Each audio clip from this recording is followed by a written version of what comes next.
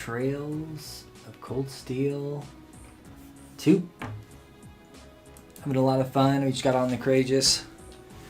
Had to switch out a controller, so.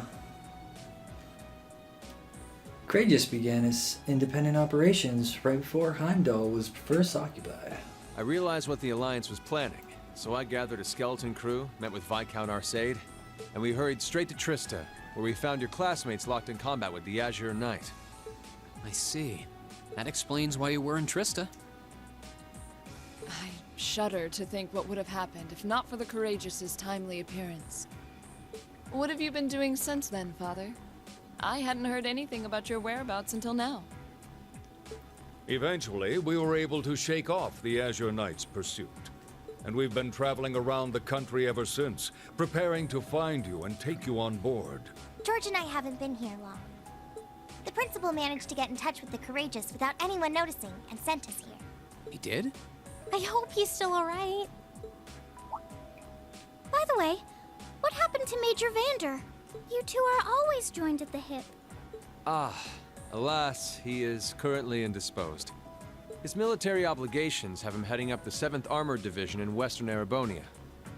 They're working with your former instructor, Major Neidhart, as well.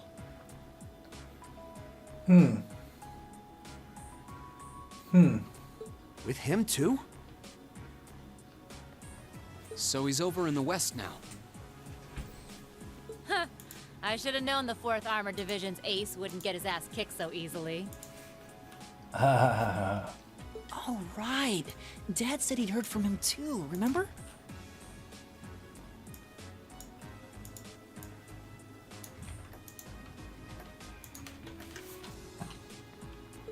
Still, the west side of the country contains Marquis Hyarm Sutherland Province, along with Duke Cayenne's Lemaire Province. The fighting there would no doubt be even more fierce than it is here in eastern Erebonia. Really? That's crazy. Correct. A large percentage of the Imperial Army's military strength still remains intact.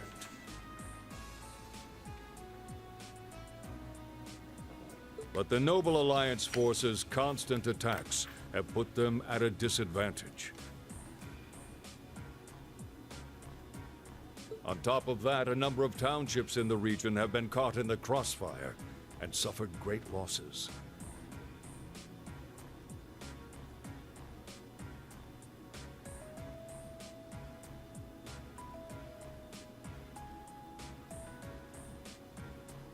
That's terrible.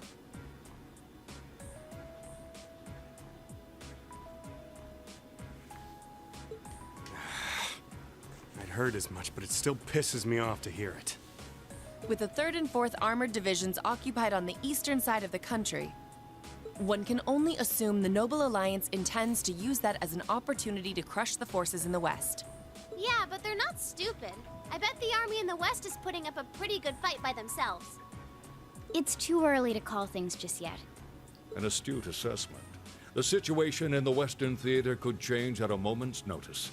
Right. But that means we're uncertain what course to pursue now. And having said that, we have a question to pose to all of you.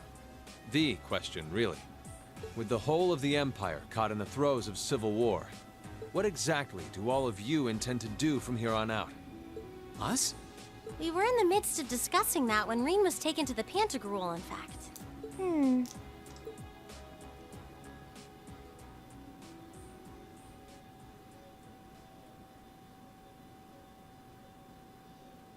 This is a full-on war, and our fellow Erebonian countrymen stand on both sides. No one here is delusional enough to think that a group of students like us are capable of stopping it by ourselves. Still, during our field studies, we found ourselves up against the problems this nation faces again and again. And because we have that experience, I believe there's a place for us to change things in all this. A part only we can play. We may not be able to compete head-on with the Alliance, but together, we can move things in the right direction for Erebonia as a whole. That was wonderful, Reen. Still, we aren't all gathered here for the same reasons. Be it rescuing Elise or settling things with Crow, we've all got something that we personally want to accomplish. But accomplishing those things won't be possible with the situation as it stands. And that's why, no matter how stacked the odds are against us, or how fierce the fighting becomes, we want to put everything we have into making all the difference we possibly can, in whatever way we can. I think I speak for everyone in Class 7 when I say that. You bet. I agree completely. We may all come from different walks of life, but this time, that can work for us. Exactly. We have something no one else does, and because of that, we can do things no one else can. And what kind of class would we be if we didn't take advantage of that to protect the people and things we love? As well as find our own answers to the questions we have looming over us. As Reen said, however big or small it is in the long run, we have a place in this war.